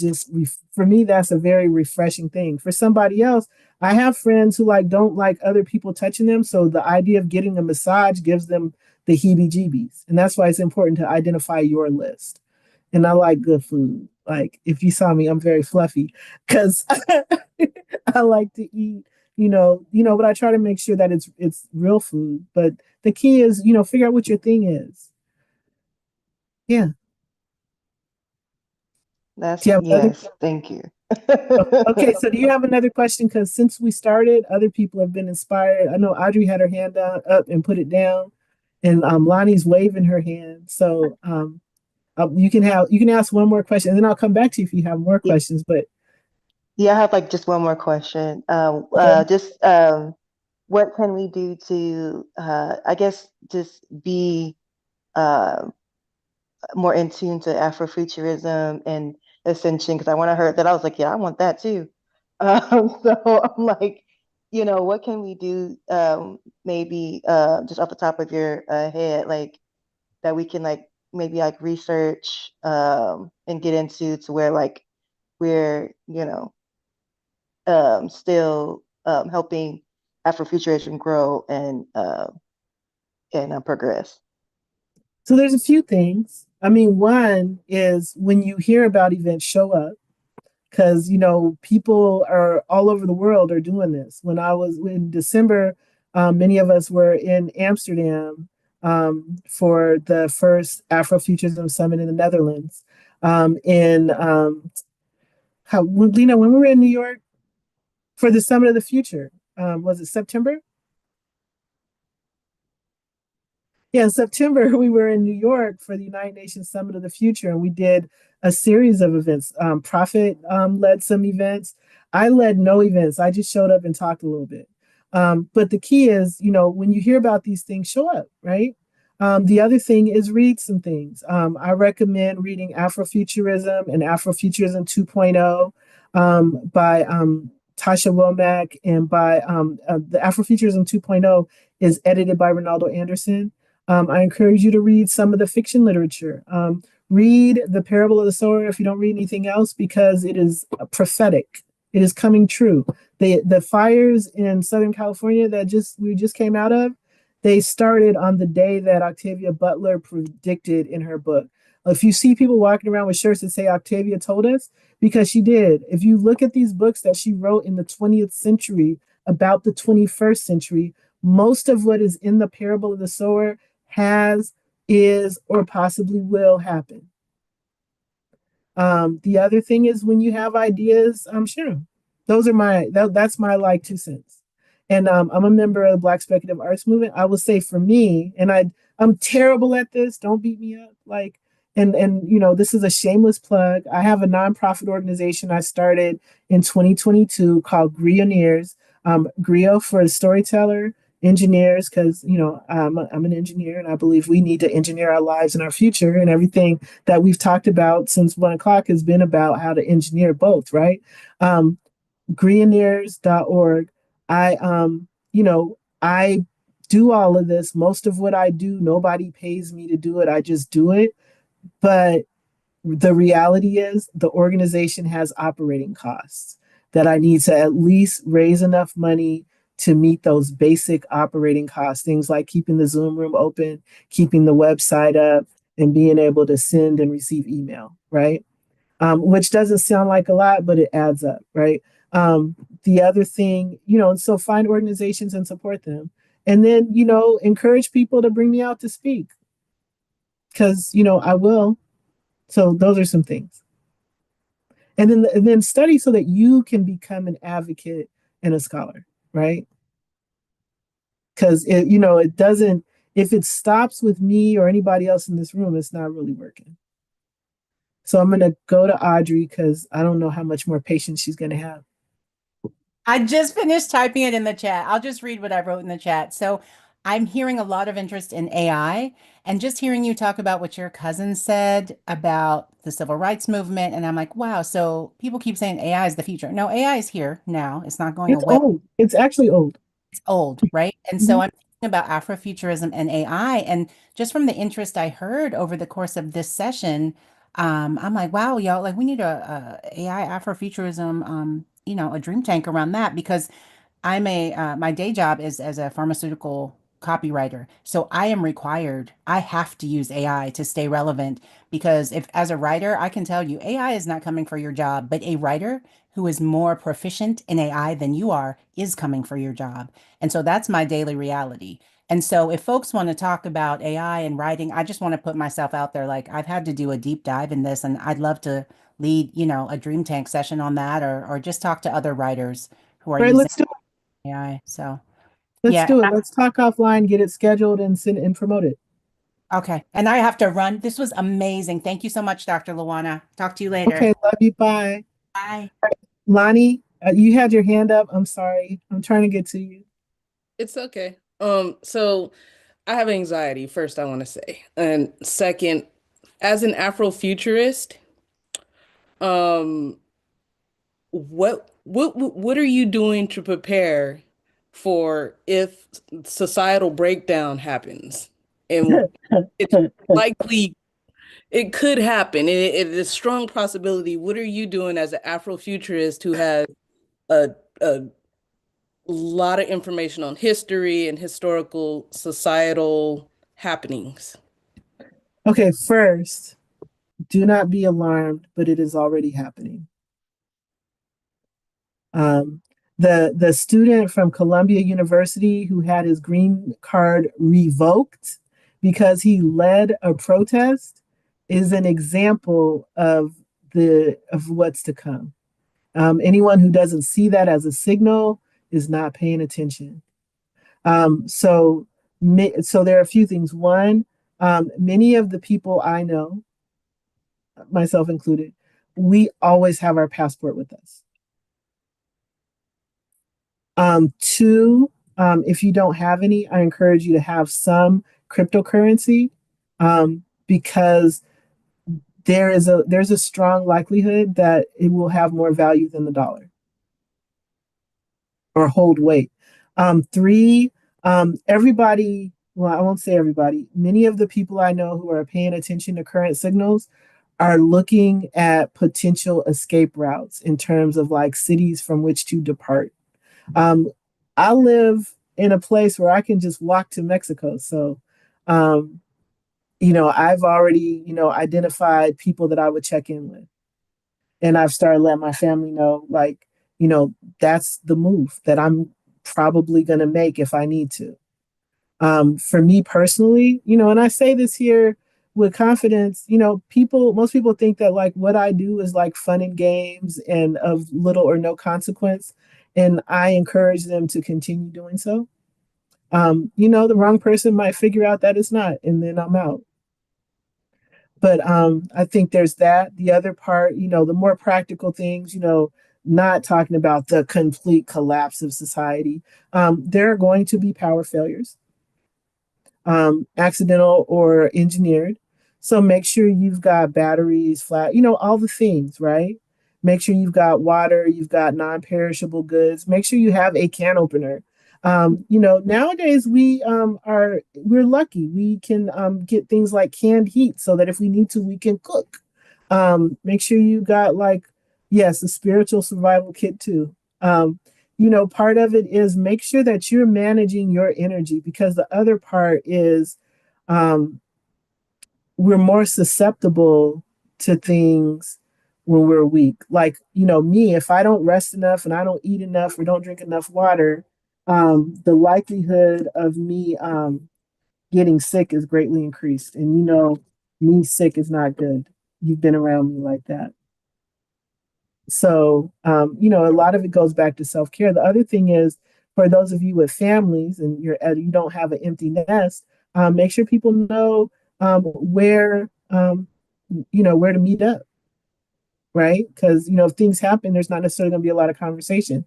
The thing that we saw with the fires in Los Angeles, I don't know how many of you watched a lot of the video, but depending on where people were when the fires broke out, there were people that had to abandon their cars in the street.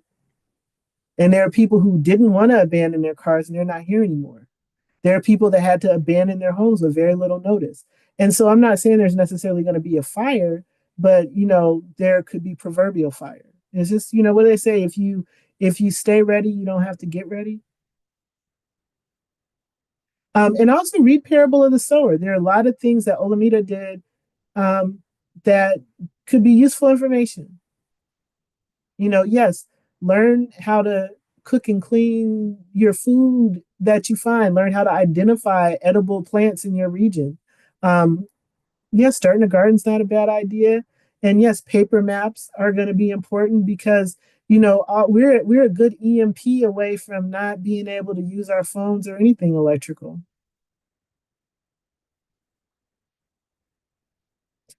Profit.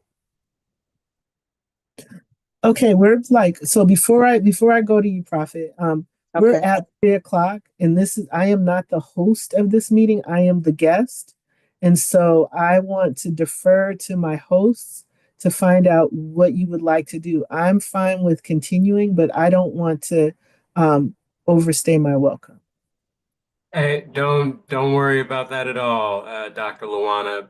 But yeah, we are running up here at just about time, and I don't know who's got places to be, but I would say let's maybe like take I see we got a few hands up, so I would maybe say let's take the questions that we have on the board, and then let's start planning the next conversation because clearly there's more to talk about. Okay, cool beans. All right, Prophet. I'll keep this really quick. Over probably a 20-year period, I was in a training by some police officers about how women, in particular, and how survival, or what do they call it? Self-defense. That's what it was, self-defense. But at the end of the day, with all the little tips and tools they gave, the number one, they said that 98 or so percent of women report that they all had in common prior to that incident is that they had a gut feeling that they didn't follow. So that's one of the things, my primary thing in my toolkit is to follow that inner guidance. And it looks different for different people. It may be a voice, it may be an itch, it may be a twitch, but when you get it, act on it. It'll keep you from being where the earthquake happens. It'll keep you from being where the fire is. It had a gun in my side. I could have avoided it because I had a dream. So we all have it, but we have not been taught to listen to it and to follow it, even if the crowd is saying go left. If it says go right or jump up, do that. So that's what I wanted to share. Follow that. Learn to trust it. Learn to trust it. Mm-hmm. Okay, Dr. Monica. Hi there. I was actually going to say what Prophet said, trust your gut and just listen to that small voice when it talks to you.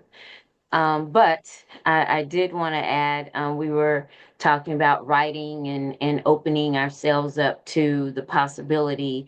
Um, I'm just going to say one thing that you, Luana, actually sort of motivated me to do is to just go ahead and do my superhero confidence. And so I've started some courses. I've started a podcast. I've just gone ahead and just do the thing Mm-hmm. because we hold ourselves back Mm-hmm. because of we think it's stupid or we think it's silly or we think nobody's going to pay attention. And two things I love, and that's helping people heal and superheroes. So there you go. I decided to just go ahead and do the thing.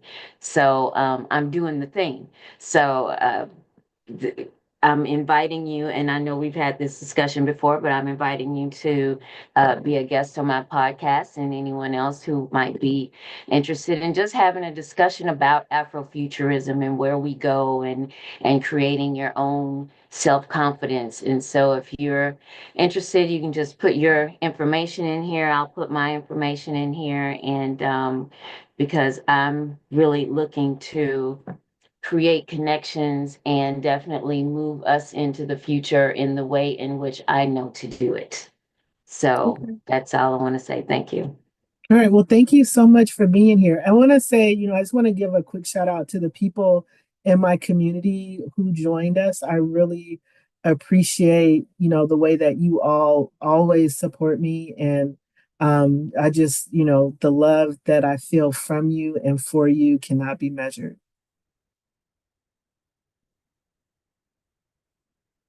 All right, so I think we did Thank it. you. All right. So I defer to my host, and I thank you very much for the opportunity and for forcing me to like thoughtfully share the theory behind the Afrofuturism dream tank. Wow. Thank you, Dr. Luana, for this beautiful experience. First off, thank you, and thank you everyone else for coming out this Sunday and taking time out of this day to come visit here. If you want to learn some more about Dr. Luana, we're going to put these links in the chat. We have drluana.com. You can go here. Special thank you to Kepra for sponsoring this event and allowing this platform to exist.